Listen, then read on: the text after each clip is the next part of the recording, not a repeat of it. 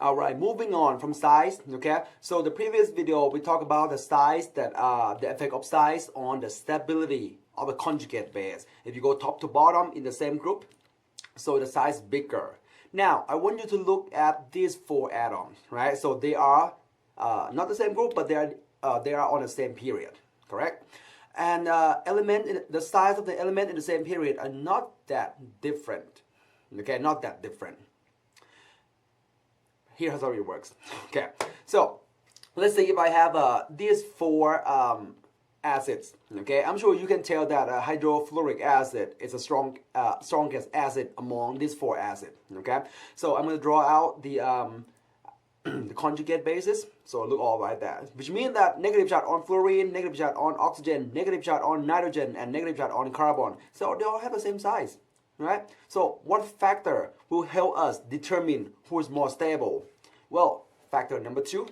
So electronegativity of atom bearing negative charge. All right? If you still remember that the most electronegative atom is on fluorine, but do you remember what electronegativity is? All right, electronegativity is or we call En. So En is the ability of an atom to attract electrons.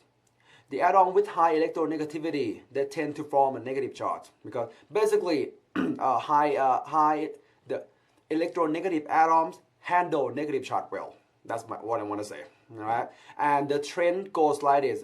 So we go FOCl NBr,S, and the lowest En atom among nonmetal is hydrogen. Okay, you can look, you can compare or look at the this table or this periodic table. You can see all the number right here. But sometimes you don't have it. I have this trend for you, right? FOCl, NBr,S, and H. You're gonna use quite a lot of this in our organic chemistry. In organic chemistry, we're not gonna like sit down, use calculator and calculate the electronegativity difference. We just compare, okay? And this trend really help you, so keep it with you, all right? And that's a way, a kind of mnemonic that help you remember this. So this is what usually happen for students who take Chem 1 for the first time. They say, first, organic chemistry, need bourbon shot. Hooray! All right, I want all of you, right? Repeat after me, right? All of you, okay? All right, let's actually say it together. Say it together. All right, now, are you ready? All right, 3, 2, 1, go. Sorry, hold on. One more time. 3, 2, 1, go. First, organic chemistry, need bourbon shot. Hooray! Good job. All right, I hope you remember this trend.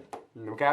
All right, I'm going to use this trend right here. So look at the negative charge on fluorine, on oxygen, on nitrogen, on carbon. All right. So highly electronegative atom bearing negative charge is more stable because they handle the negative charge well. All right. And you can see right here that fluorine has the highest electronegativity, followed by oxygen, nitrogen, and carbon. Nitrogen is right here. Carbon is somewhere around here. All right. So the stability goes that trend.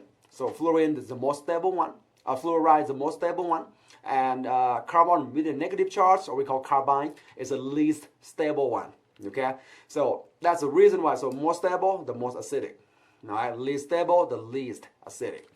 The relative acidity goes like that. If the acidity of methane CH4 is 1, look at the rest. 10 to 12 for ammonia. 10 to the 34th for water, and 10 to the 46th for hydrofluoric acid. It's the electronegativity effect is pretty big. Okay, look at the pKa. So this guy pKa real low, real high, 50. So that's not even an acid.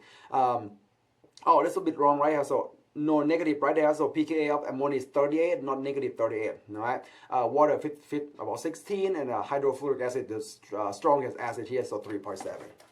All right. All right. Let's see who's the stronger acid.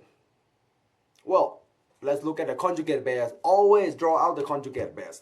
Okay. So we have negative charge on sulfur and the negative charge on phosphorus. Let's start with the size. Do they have different sizes? Well, look at the if you look at the periodic table, phosphorus and sulfur is right there in the same period, which means that the size are not that different.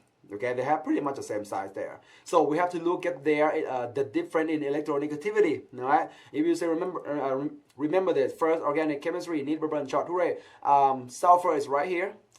Why is the phosphorus? Somewhere down there. I don't even know. So sulfur can handle negative charge better than phosphorus does. Okay, so more stable and the stronger acid right there.